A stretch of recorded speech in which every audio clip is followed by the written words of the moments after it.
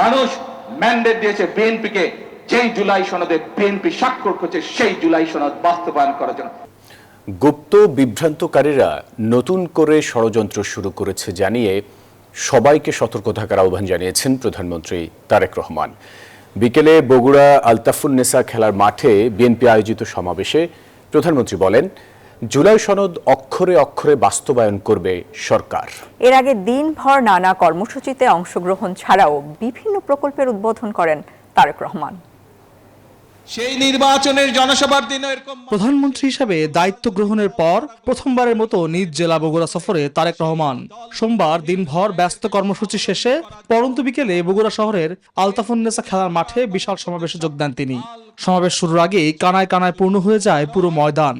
জনতার ঢেউ ঠেলে মঞ্চে পৌঁছলে লাখো মানুষের ভালোবাসায় সিক্ত হন প্রধানমন্ত্রী। 2030 সাল পর্যন্ত সমাবেশে প্রধানমন্ত্রী বলেন, জনগণের ম্যান্ডেট নিয়ে দেশের উন্নয়নে যখন সরকার নানা পরিকল্পনা গ্রহণ করেছে, তখন কয়েকটি দল সংস্কারের দাবিতে আন্দোলন কর্মসূচি দিয়ে দেশে অশান্তি তৈরির চেষ্টা করছে।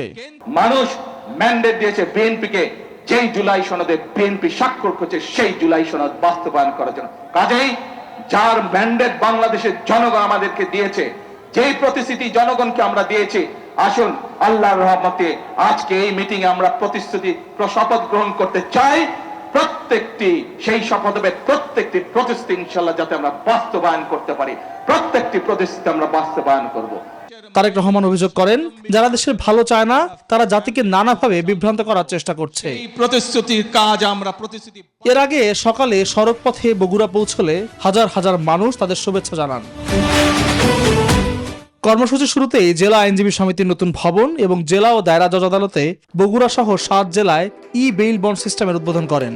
বলেন, ন্যায় এবং আস্থার জায়গা হিসাবে বিচার বিভাগকে প্রতিষ্ঠিত করতে চায় তার সরকার।